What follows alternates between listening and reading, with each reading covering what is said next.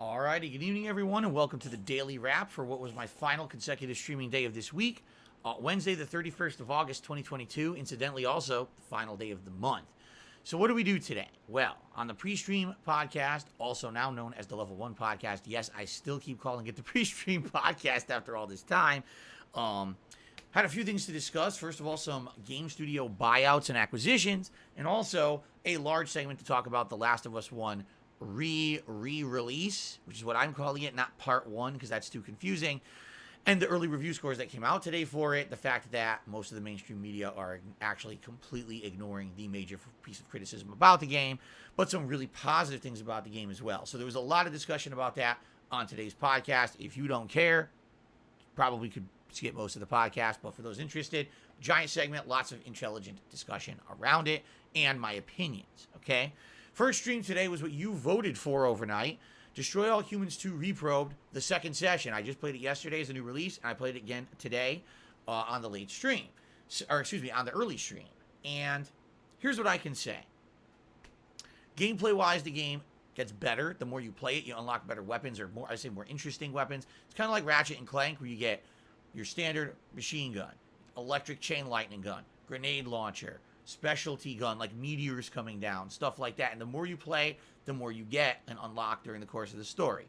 That's nice, and it adds to some variety of gameplay. There are some different enemies that start showing up, like enemies that are kind of like mutants, that you need to basically get the spores out of humans to save them, destroy the spores in the air after they're released from the humans. There's ninjas later on.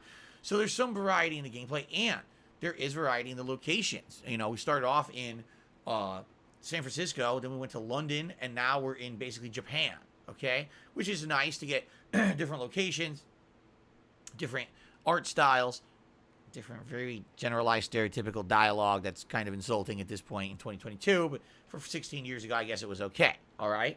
But story still stinks. I mean, it didn't get any better today. The one thing that intrigued me today, there was an illusion that there's more aliens on the planet that are doing things and beating the humans. It's not just the main character, Crypto, but Crypto is not aware of that. So maybe there's going to be some underlying twist in the plot near the end of the game where you find out there's other aliens you have to fight against or something. I don't know. Outside of that, it's still over-sexualized humor. It's very cringeworthy. It's not very entertaining. I like the gameplay. I don't like the story. Okay? So, after today, 6 hours in, we're about to finish Japan. We're in the finale. There's 2 more maps after that, or cities, I guess you could call them. So each city is taking anywhere from 2 to 2.5 hours to beat. I predict at most 2 more streams to beat Destroy All Humans 2. People who have estimated the length of the game are saying, yeah, it's about 9 to 12 hours, depending on how much content you put into it. So there you go. It's not a very lengthy game for $40. I don't know if it's really worth it, but anyway, I had a decent time with it. I didn't love it. I didn't hate it today. Support was really bad. I'm just going to be honest. It was very, very slow. And basically, when we raised like $50, by the time I come back from my break, and then I played for 2 hours with like no contributions at all, it was like dead. People were barely even talking in the chat. It's obvious this game isn't very interesting. Sorry, it just isn't, you know, like people voted for it, and you say, oh gee, why did they vote for it? I don't know. I don't know if it was a troll element. I don't know if it was just people wanted to see it again and were hoping that it would be better, or maybe they thought it would annoy me because of the sexualized humor. I don't know. It's just not that good. It's okay. It's like, you know, like meh, middle of the road. Not great, not terrible. So tonight's late stream was Multiverses. The only opportunity I got to play it this week, because it was such a busy week and a short week for me. I had a ton of fun. You want to know why? Because they released new timed characters in the game you could play as, and one of them was Velma. I've never played with her before, but I've seen other people use her, and she seemed pretty good. She's great, in my opinion. She's almost purely ranged, but has some decent, not amazing, but decent up-close combos as well. Some interesting tricks. I like the character build. I actually feel she's one of the best characters in the game from the characters that I've played with. I really like her. I was going on win streaks. I was kicking major ass with her. Then I changed to Iron Giant for a little bit because I had to get 2 wins with him to do one of the daily objectives. And then it was funny because some idiot tips me $1 and is like, oh, if you play 1v1 and you win, I'll tip you $100. I said, all right, watch this. I turned on 1v1. I won 2 straight. Went right back to the teams. No tip came in. I said, fuck you, and banned the guy. Fucking idiot.